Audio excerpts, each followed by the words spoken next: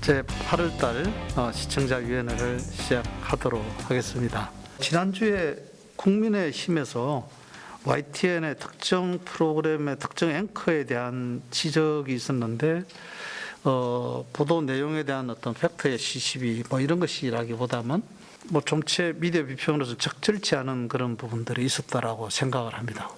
일단 저희 제작진은 이번 사안이 언론 자유와 편집권 독립에 대한 심각한 도전이자 침해라고 생각을 합니다. 저희가 언제나 합리적인 비판은 적극 수용을 하고 그리고 공정하고 균형 있는 보도를 위해서 매진하고 노력하고 있습니다만 이런 식의 무책임하고 부당한 공격은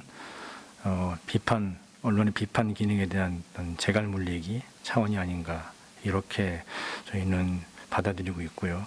그래서 저희가 일단 저희 입장을 통해서 국민의힘 측에 재발 방지와 그리고 사과를 요구한 상태입니다. 기본적으로 비판 보도의 어떤 분량이라든지 이런 건 제작진의 고유의 권한이고 방송의 언론의 제작 편집의 자유권이라는 측면 그리고 저희가 늘 보도를 함에 있어서 어떤 관련 규정 법률에 의해서 그 안에서 움직인다는 말씀을 다시 한번 강조해서 드리겠습니다. 지금 언론중재법이 법사위에 올라가 있고 사실 언론사 입장에서는 관심 주제가 아닐 수 없는데 YTN의 경우에는 항상 그렇듯이 이 주제들에 대해서 조금 거리를 두고 취재하고 있는 그런 느낌을 사실 받고 있습니다. 어떤 표현행위를 했다는 이유만으로 감옥에 가거나 이런 일들이 발생했던 시기가 꽤 오랫동안 우리 역사에 있었고 그리고 그런 시대를 극복하자고 해서 이제 새롭게 정부가 탄생을 했고 지금 문재인 정부의 경우에 관련되는 정책에서 표현의 자유에 있어서 여러 가지 정책들이 있었는데 2018년까지 도입하기로 한 표현의 자유에 증진하기 위한 그런 여러 정책들이 하나도 개선되지 않은 상황입니다. 하다못해 명예훼손이라든지 모욕 형사처벌조차도 지금 폐지되지 않은 상황에서 언론중재법과 관련된 이런 법들이 우후죽순 나오고 지금 망법상에서도 또 유사한 법들이 지금 나와 있는 상황에서 명예훼손이라든지 모욕죄라든지 이런 것들은 한국밖에 없고 그 다음에 선거법상에 허위 사실 유포죄는 입증 책임도 전환되어 있는데 이러한 절차도 민주국가 중에는 한국밖에 없습니다. 그리고 임시조치제도도 한국에서 최초로 도입이 되어서 사실은 과도하게 지금 표현의 자유를 침해하고 있는데 이런 것들을 정말 산불 보듯이 보도하는 것이 바람직한 방향인가라는 생각이 저는 좀 가지고 있습니다. 언론중재법 개정안 얘기는 안 할 수 없을 것 같습니다. YTN이 관련 보도량이 최근에 많은데 대부분의 보도가 법안을 다루지만 법안의 구체적인 내용을 설명 안 해주기 때문입니다. 그래도 이제 눈여겨볼 만한 보도가 3건 정도 있습니다. 하나는 이제 시시콜콜해서 시청자 의견들을 굉장히 폭넓게 담았고요. 하나는 앵커 브리핑이었습니다. 그리고 나머지 하나는 이제 여야 정치인이 나와서 각자 생각하는 점을 대담으로 풀어내서 그 3건의 보도에서는 그래도 정보가 좀 있었습니다. 특히 앵커 브리핑이 굉장히 인상적이었고 시청자가 이해하기 쉽게 전달해줬다고 생각합니다. 보도 내용을 간략하게 보면 이 법이 통과되면은 삼성 엑스파일 보도라든가 이명박 대통령 BBK 보도라든가 최소한 국정농단 같은 보도를 할 수 없을지도 모른다. 한다고 해도 상당한 소송 압박에 시달릴지도 모른다. 그래서 언론조약이 위험하다는 점을 짧은 보도 안에서 보여줬고요. 근데 이런 보도 자체가 너무 적다 보니까 사실 그 보도만으로는 충분한 정보를 얻기가 어렵고요. 법안의 내용을 시청자들에게 전달해야 된다고 봅니다. 제가 생각하는 건 2가지 정도인데요. 지금 YTN뿐만이 아니고 많은 보도에서 누락된 지점이 2개가 있다고 봅니다. 첫 번째는 이 법이 통과가 돼도 실효성이 없다는 문제로 저는 생각합니다. 지금 여러 가지 명예훼손이라든가 모욕죄라든가 이런 다른 중복되는 처벌을 하는 법들이 있다고 하지만 지금까지 한 번도 아니지만 굉장히 낮은 비율로 구제가 되고 있다는 얘기입니다. 과연 실효성 있는 시민 피해 구제책이 무엇이냐, 이 점으로 접근을 해서 굳이 언론중재법 개정안에 대한 문제점에만 천착하지 말고 아예 다른 대안적인 시각으로 넘어와서 보도하는 자세도 필요하다고 생각이 됩니다. 그리고 나머지 하나는 물론 YTN도 보도 많이 하셨지만 이게 생각보다 찬성 여론이 높거든요. 제가 볼 때는 그 찬성이 많은 이유 중에 가장 근본적인 원인은 과연 지금 언론이 이 법안에 대해서 이렇게 언론 자유를 목 놓아 외칠 정도로 자격이 있느냐라는 질문 때문인 것으로 보입니다. 우리 언론이 사실 언론 자유를 외칠 때 시민들의 반발을 사는 이유가 있다. 사는 이유가 있음에도 불구하고 언론 자유가 어떤 가치가 있고 이 법에는 그래서 문제가 있다. 이런 식으로 접근하는 보도가 나온다면 훨씬 더 시청자들에게 설득력 있게 다가갈 수 있을 것이라 생각합니다. 저는 그 YTN에서 언론중재법 관련해서는 관련한 여론조사를 관심 있게 언론사 중에 실시한 것, 그 부분에 있어서는 좀 유의미했다. 그래서 국민들이 이 법 또는 관련한 사안에 대해서 어떻게 보고 있는지를 좀 측정할 수 있게 시의성 있게 여론조사 해준 부분은 좀 긍정적으로 평가를 하는데요. 본 보도에 있어서는 제가 일단 YTN이 어떻게 보도했나 봤는데 해당 상임위에서 이제 논의되기 시작하는 7월에 언론중재법이라는 키워드가 들어간 것만 28건 이렇게 되고요. 이제 8월에 지금 152건 이렇게 나오는데요. 저는 일단 이게 언론이 이 법의 이해 당사자로서 이 관련한 사안을 어떻게 보도할 것인가에 대한 고민도 좀 필요하다 생각했고요. 다만 그렇다 하더라도 워낙 중요한 사안이라서 당연히 보도를 해야 되는데 그 어떤 보도보다도 신중해야 된다라는 거는 두 번째 치고 너무 관심들을 실제 갖지 않고 정치권에서 공방이 벌어지니까 단순하게 반대한다 또는 강행한다 또는 표결 처리한다 이러는 단순히 발생 현안 위주의 단순 전달에 그쳤던 점이 매우 아쉬웠습니다. 단순히 이게 찬반으로 갈 문제가 아닌데 찬반의 중계만 계속하고 있는 것은 또 다른 오해와 의도를 낳을 수도 있다.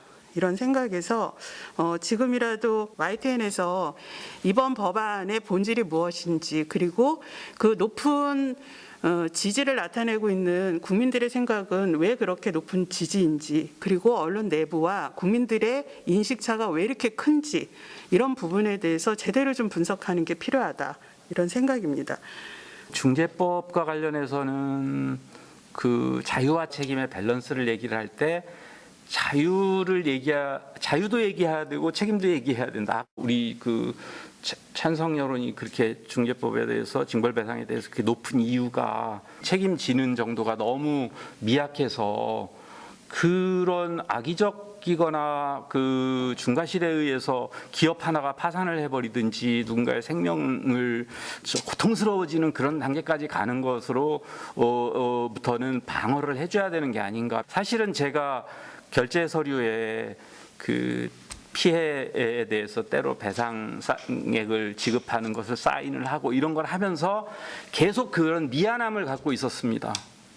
그래서 내부의 체크 앤 밸런스 시스템으로 시청자위원회를 더 강화하고 시시콜콜이라고 하는 그런 시스템으로 또 실시간 반영 이런 꾸준한 노력 심지어는 구상의 그런 근거조항 같은 것도 만들어서 악의적 오보 같은 것 때문에 회사의 규정을 어기고 준칙을 어겨서 이런 문제가 발생을 하면 그 책임을 물을 수 있는 그런 제도까지도 보완을 해놓고 있고 이렇게 하고 있거든요. 취재도 할 수 있고 책임으로부터도 자유롭지 않은 상태가 되어야 되는 지금은 두 가지를 다 생각해야 되는 것이지 그러면 피해 배상을 어떻게 해야 될 것인가 이 고민을 안 하면서 이 법에 대해서 반대하는 것에 대해서 저는 개인적으로 상당히 그 안타깝다는 생각을 하기 때문에 이 문제를 본질적으로 보여주는 보도를 해야 되겠다 이렇게 해서 제가 요청한 것이고 두 가지를 다 그 잘 다루는 그런 보도가 됐었으면 한다는 생각에서 말씀드렸다는 것을 얘기합니다. 보도국 입장에서는 예를 들어 시청자나 독자들의 그 피해가 발생했을 때 피해에 대해서 적절한 배상이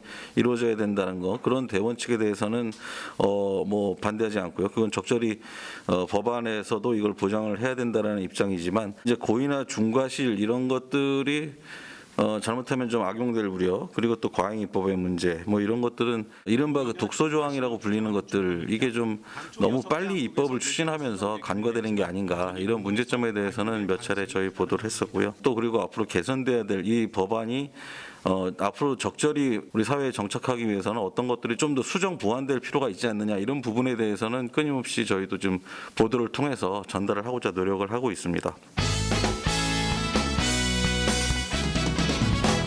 뉴이처 방송을 처음부터 시작해서 끝까지 봤어요.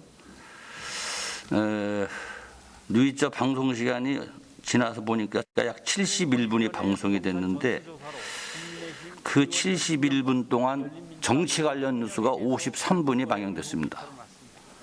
75% 비율이 뉴이처의 정치 뉴스거든요. 이게 애초에 뉴이처가 저녁을 먹으면서 편히 볼 수 있는 뉴스라는 컨텐츠에 출발을 했는데, 어제 정말 저녁 먹으면서 정말 편하게 뉴스 한번 보려고 생각을 했는데, 정치인들의 어떤 갑론을박 서로 반대 측의 어떤 잘못되는 어떤 뭐 네거티브 내용, 그 내용 가지고 또 전문가 대담도 나와서 오직 그거 뭐 어느 진영이 한 얘기 그걸 가지고 되씹고 하는 그런 보도를 좀 봤습니다.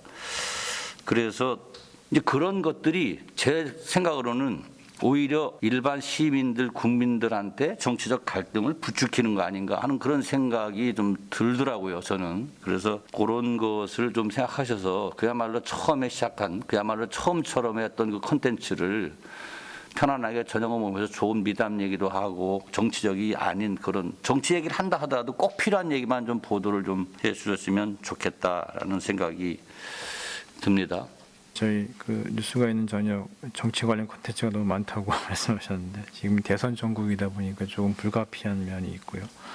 사실 저희가 시작은 편한 뉴스 컨셉으로 하긴 했었는데요. 관련 이슈가 너무 많아지고 또 시청자들의 어떤 관심이 있는 부분에 대해서 직접 취재하고 또 직접 저희가 그 팩트 체크를 한다는 어떤 포맷으로 많이 저희가 좀 움직이면서 정치 관련 또 사회 이슈 관련된 보도 많이 하고 있습니다. 또 하지만 따뜻한 뉴스 이런 것도 저희가 일주일에 한 번씩 저희 PD가 직접 현장을 가서 하는 PD 리포트를 통해서 따뜻한 뉴스, 저희 사회에 감동 있는 뉴스도 많이 전달하려고 노력을 하고 있습니다. 오늘 제가 드릴 말씀은 YTN에서 하는 다양한 뉴스 중에서 특히 국제 뉴스에 대한 것인데요. 아이템의 그런 횟수에 대해서는 그 양에 대해서는 어떤 방송사보다도 가장 많은 수를 기록하고 있죠. 근데 이제 그런 양적인 면에서는 엄청나게 많지만 제가 다른 미디어랑 비교했을 때는 그런 그 다양성에서 조금은 부족함이 보인다고 저는 분석했어요. 이스라엘군에 의한 팔레스타인 민간인 그 사살 문제 같은 것들이 여기서 잘 다루어지지 않았다거나, 제가 최근에 또 생각했던 그런 파키스탄의 그 파키스탄인들에 의한 그 중국 사람에 대한 폭탄 테러 같은 문제들도 다루긴 다루지만 중국이 파키스탄에 어떻게 그 투자를 했었고 그 투자에 대한 부작용으로 오히려 파키스탄 사람들이 그 지역에 대한 사람들의 삶이 더 피폐해졌고, 그렇게 됐기 때문에 어떤 반감들이 결국 그런 테러로 나타났다라는 좀 그런 맥락적인 분석들이 같이 제공되면서 뉴스가 있으면 더 좋을 텐데, YTN의 뉴스는 굉장히 스트레이트성 보도가 주를 이루는 것 같아서 그런 부분들이 항상 보면은 아쉬움이 있는 것 같습니다. 뉴스라는 것들이 보다 그 스트레이트성 뉴스도 중요하지만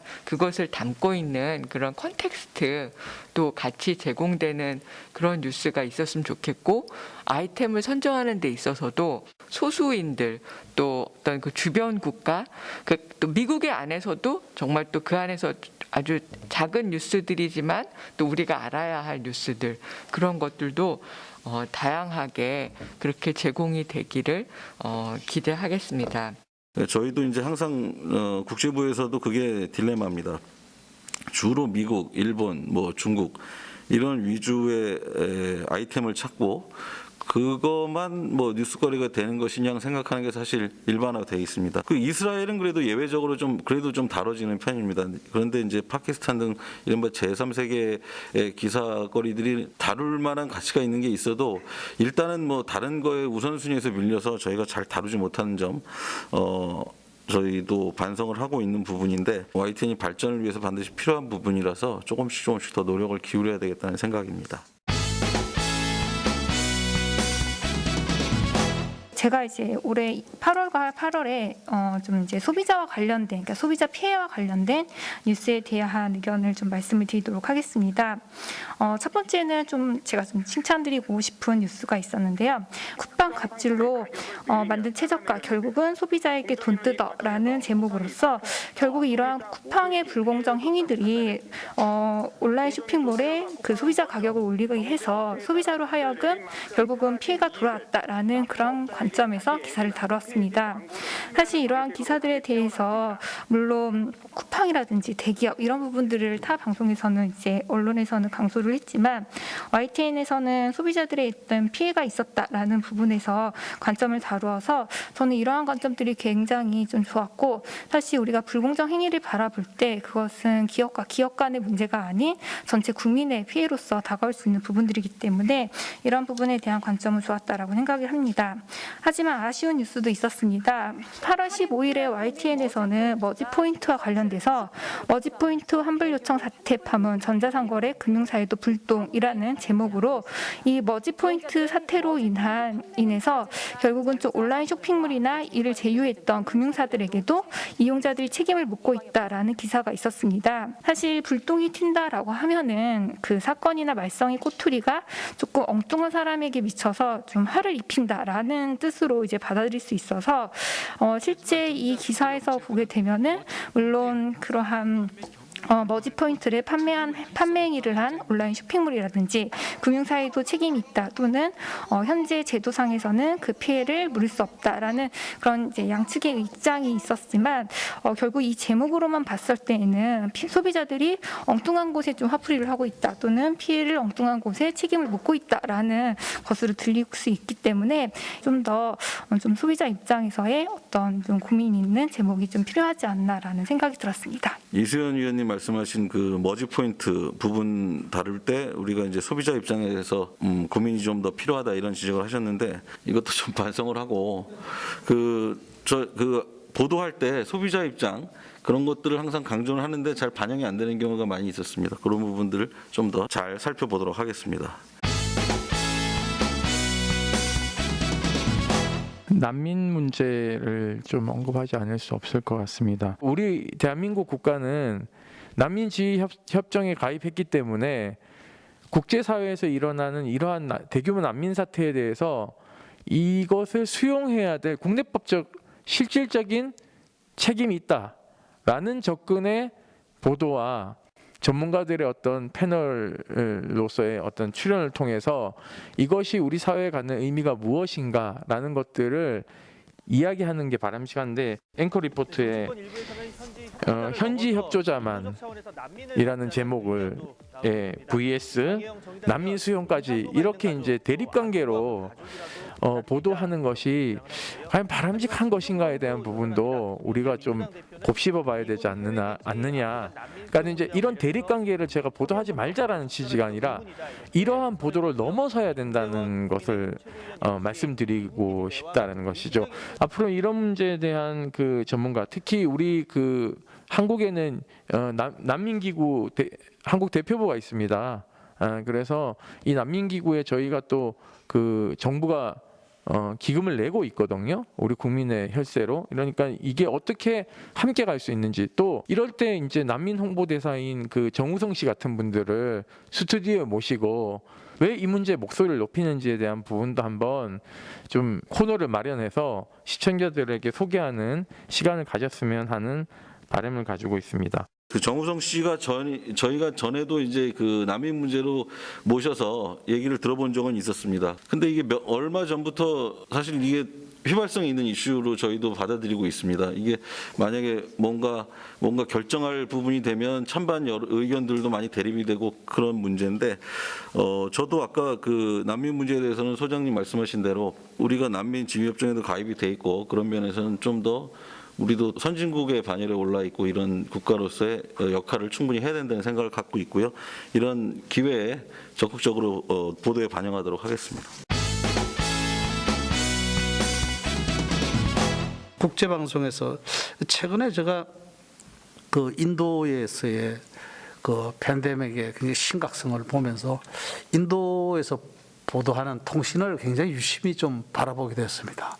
인도에서는 많은 사람들이 약을 쓰지 않고도 다 한번 걸려버린 바람에 집단 면역이 되어버리는 그런 문제 같은 경우는 굉장히 좀 잘 다룰 수 있는 그런 문제라고 생각했는데 좀 영향이 좀 되질 않는다라는 그런 생각이 들어서 통신원 개발을 어떻게 할 것인가라는 그런 고민을 좀 해주셨으면 좋겠다. 예를 들면 일본의 이영채 교수 같은 경우는 그 라디오에서 개발한 통신원이었는데 이제는 그분이 전문가잖아요.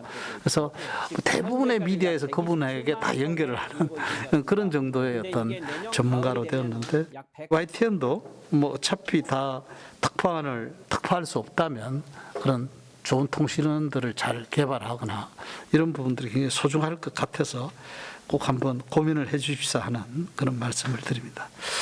제가 집뉴스에서 제가 가장 좋아하는 코너 중에 하나가 Q&A 코너입니다. 시청자들이 질문하고 거기에 이제 답하는 그런 코너를 보면서 우리가 뉴스를 Q&A를 한다는 생각을 그렇게 많이 하지를 못했었는데 저런 것들도 상당히 Q&A 방식이라는 것이 도움이 될 수 있겠다라는 그런 생각을 해서 그 부분을 조금 더 한 번 더 고민을 해서 개발을 잘 해보시면 어떨까라는 제안을 드리는 바입니다.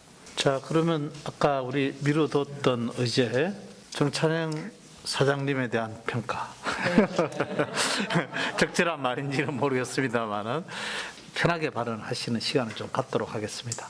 저는 정찬영 사장님이 오셔서 그 YTN에 크게 미친 영향이, YTN이 공적 방송이었구나, 저희가 뭐 공영 방송이었구나라는 거를 다시 되새기게 해주신 부분은 매우 기여가 크다라고 생각합니다. 특히 뉴스 전문 채널로서 이제 어떠한 모델을 만들어가느냐에 대해서 끊임없이 내부에서 질문을 해준 부분에 있어서는 매우 좀 좋은 영향이었지 않았나. 이게 이제 시청자 입장에서 시민언론단체에서는 아주 중요한 역할이었다, 이렇게 평가를 하고 싶고요. 이게 다음 사장에게도 이어져서 YTN이 공영 방송으로서 어떠한 역할을 해야 되는지에 대해서 정말 좀 이어나갔으면 좋겠다라는 바람이고요. 사실은 시청자위원회 나와서 아무리 성인군자라도 싫은 소리 하는 건 다 귀에 거슬리거든요. 저희가 또 칭찬만 할 수는 없고 또 좋은 말만 할 수 없으니까 저희 역할이 그럼에도 불구하고 서로 이렇게 소통을 잘 하는 것을 잘 만들어 주셔서 늘 감사하다는 생각을 가지고 있습니다. 제가 정말 놀랍게도 그 뭐 사장님 비화 이제 많은 국장님들이랑 항상 참여하셔서 저희가 하는 발언 하나하나에 대해서 항상 또 듣고 또 말씀해 주시고 하는 부분들이, 그러니까 제가 시청자위원이라는 것에 대해서 굉장히 더 무겁게 받아들이게 하는 그런 또 효과가 있었어요. 그때 다음 차기 그 사장님께서도 어떤 식으로 운영을 하실지 모르겠지만 저희에게 기준을 워낙 높여 놓으셨기 때문에 저희가 꼼꼼히 보고 또 계속 또 저희가 하는 일에 대해서도 이제 열심히 또 그 무거운 마음으로 잘 임하겠습니다. 이 소통을 통해서 그 경영적인 이익을 만들어낼 수 있을 거라고 생각을 했어요. 채널의 신뢰도를 높일 수 있고, 물론 이런 모든 작업은 저 혼자 소통한다고 해도 되는 게 아니라 결국은 우리 간부들 그리고 우리 구성원들 또 노동조합 이렇게 같이 때로는 뭐 악유하고 다투고 안 되는 것도 있고, 그렇지만은 그런 것들이 저는 한 3년 동안